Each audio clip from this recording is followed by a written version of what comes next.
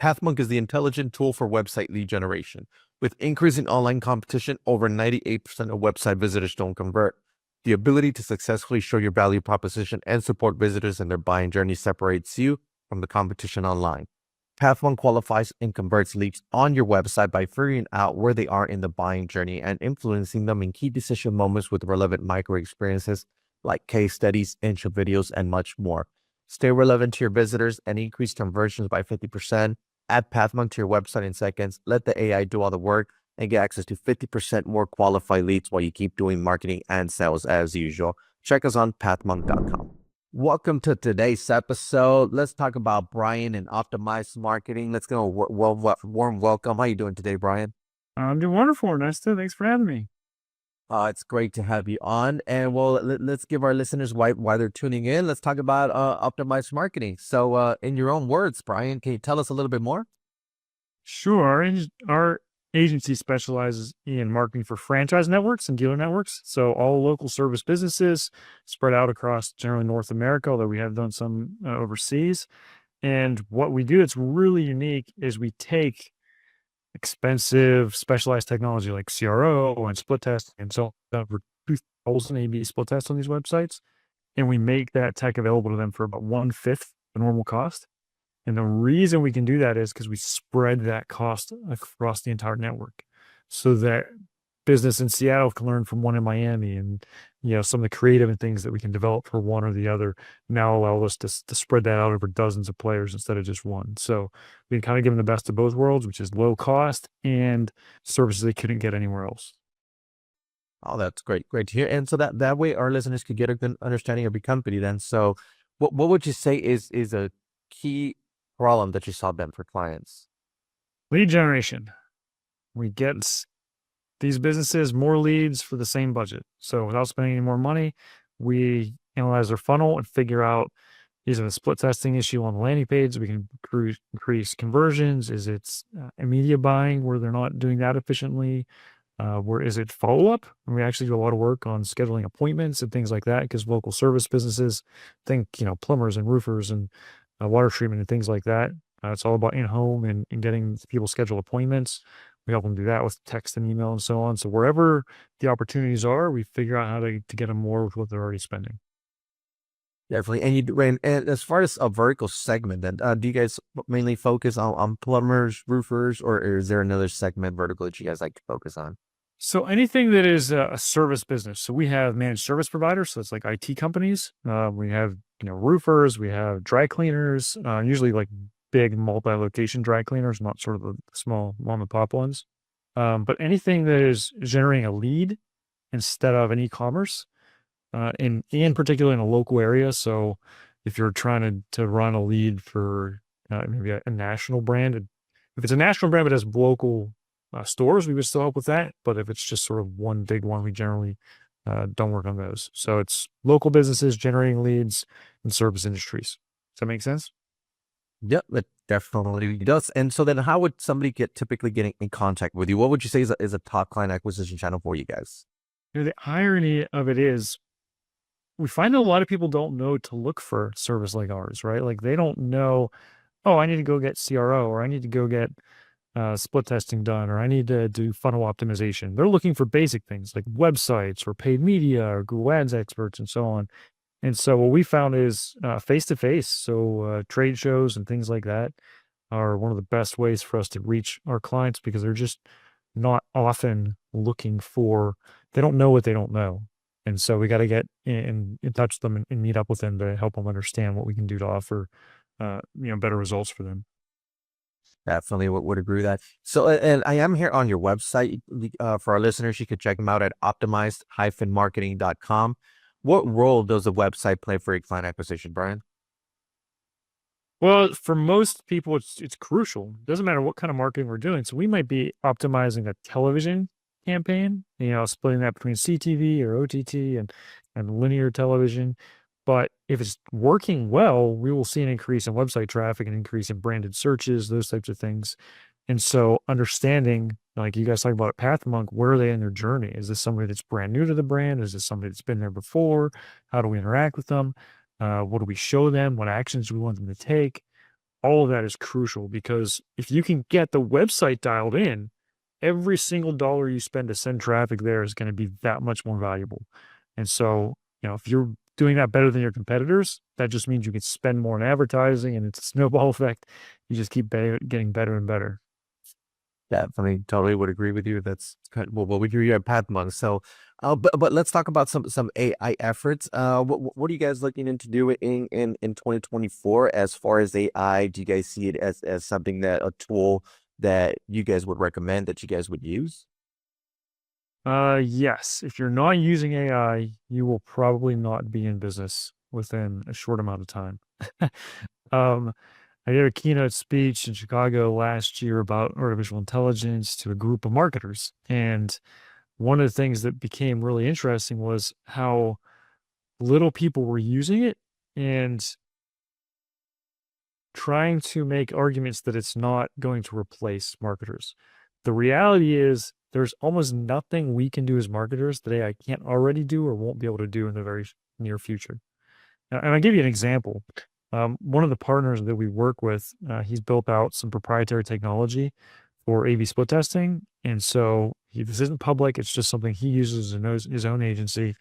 And he has created entire funnels. So you give him the basic ideas of your company and your brand, and it'll build the landing pages, the emails, the ads, doesn't matter the network that it's on, if it's Facebook or Google or whatever, builds out the entire thing for about 10 minutes worth of effort.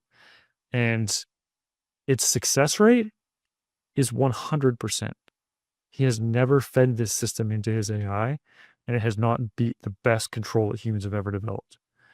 And so when you consider that it's that detailed and that capable, it's like, well, what's left? Like, um, that's probably a year ago or more that he started, utilizing that and running the tests on it. So how much has it progressed since then?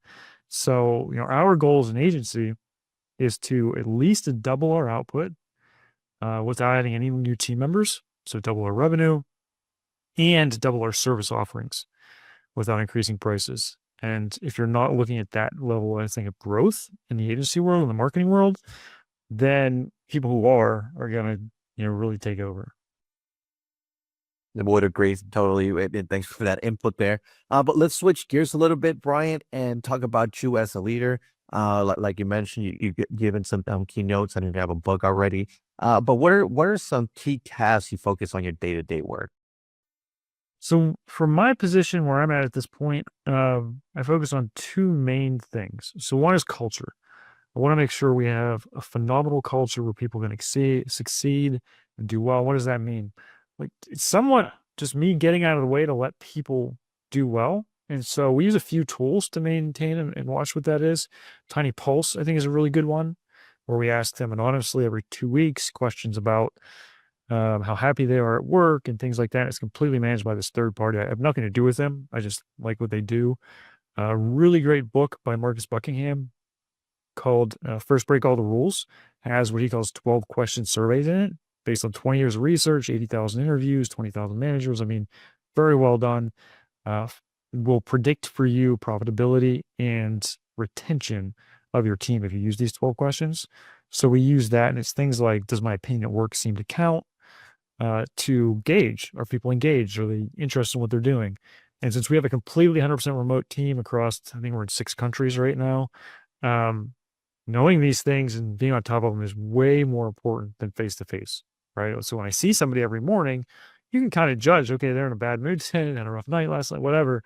Remotely, that's very hard to pick up on. And then it's even harder to figure out, okay, is that related to work? Is it personal? Is it like, what's going on there? So those are ways that we try and stay on top of the culture. And then we have very clearly defined culture points, which I won't go through all of them, but I think our key one and most important one is love and service. And so we explain that to everybody during the recruitment process, why love is our key culture value. And can I take a minute to explain why that one's so important? Because people usually kind of like Definitely. roll their eyes, like, dude, what are you talking about? You're supposed to be making money. We're not. Yeah.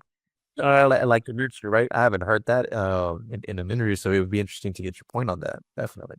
Yeah, it's real simple. Most people don't understand what love is. So the true definition of love is willing the good of another, right? So if I want you, Ernesto, to have good, if you work with me, so good income, a good work-life balance, you're happy at work, you're excited, you're energetic, that would be me loving you. I would love for you to have something good. And so I'm willing and I'm working hard to provide that for you. And in that context, I mean, that's why we say we should love everybody, right? Like you should want good things for other people.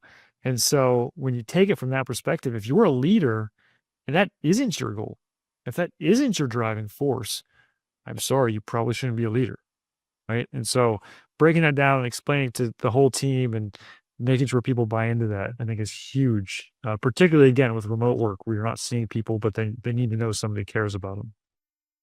Definitely important. I'm glad that you mentioned that because, like, like I mentioned, I haven't heard anyone say that. So really good point input there. Thanks for that, Brian. Um, but let's switch it up a little bit and let's go into our next section, which is our rapid fire questions round. So you ready for them, Brian? I think so. We'll see. All right. First off, what is the last book that you read? So I read 47 books last year. The last one that I just finished is called The Boy Crisis by Warren Farrell. Extremely interesting books. I have three sons and one daughter. I would put it up there with like The Mindset by Carol Dweck, Talent Code by Daniel Coyle, Emotional Intelligence. If you're a parent and you have sons, grandsons, your daughter's going to date boys, like I would highly recommend the book. Definitely. All right. You can also check them out with Soulless Intelligence. Also a great book read. I see. All right. Next up, what is one single thing that your company is focused on at the moment the most? It's certainly artificial intelligence, right? So it's the goals I told you before of doubling our output without increasing staff and figuring out how we can get better and better. And there's, man, just last week we were working on, you guys do all the personalization stuff on websites, which is awesome. And understanding the journey.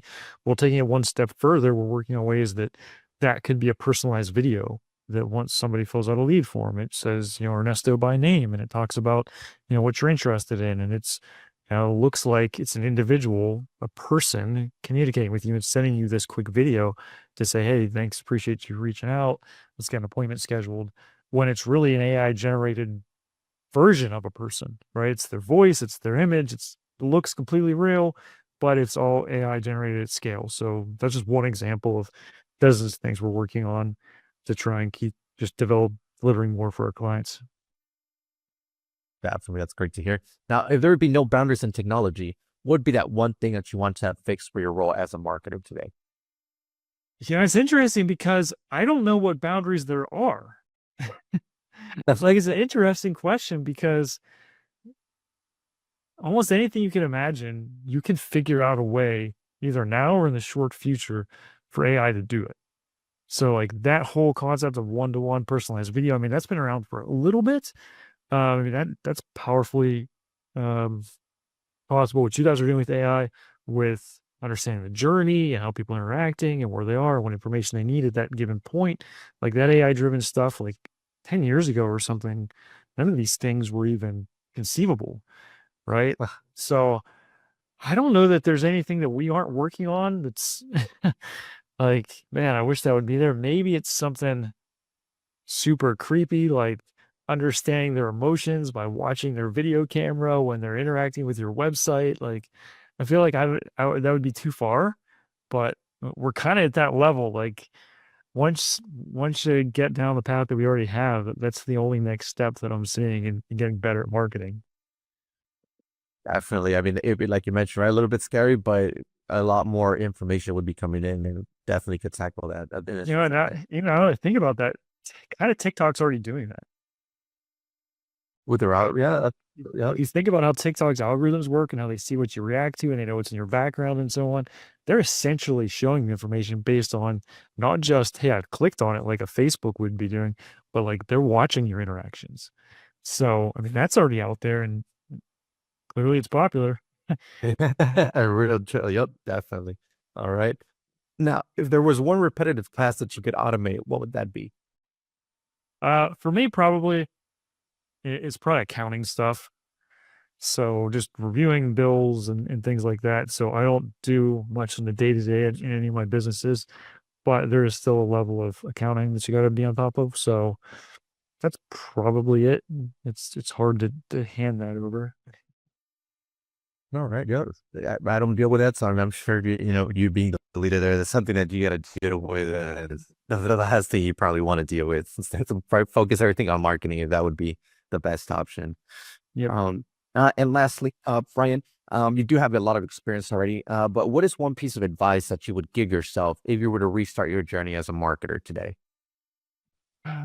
So I think we covered the AI thing. That would be one that would be big. But if I was looking at something else, it would be that brand marketing.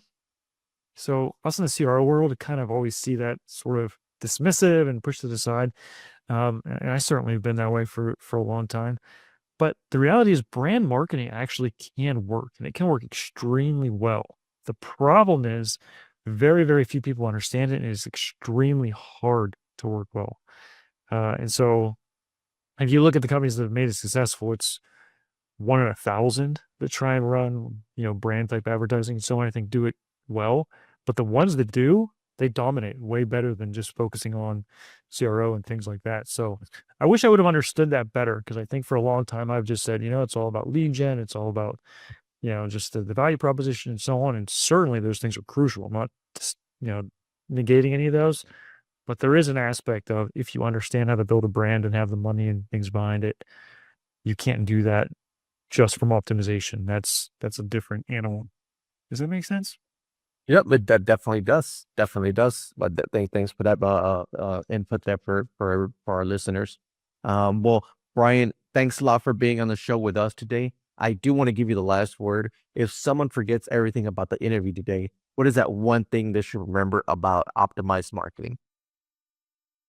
About optimized marketing is we work with franchises, dealer networks, and do things that nobody else can, as far as the split testing and science and funnel optimization at costs that are unmatchable. You guys heard it there from Bryan. You can always check him out at optimize-marketing.com. Great websites aren't built, they're tested. Stop guessing what marketing will work. Bryan, thanks a lot for being on with us today. To our listeners, thank you so much for tuning in, and looking forward to our next episode at Pathmonk Presents. Thanks a lot, Bryan. Thanks, Ernesto. Appreciate it.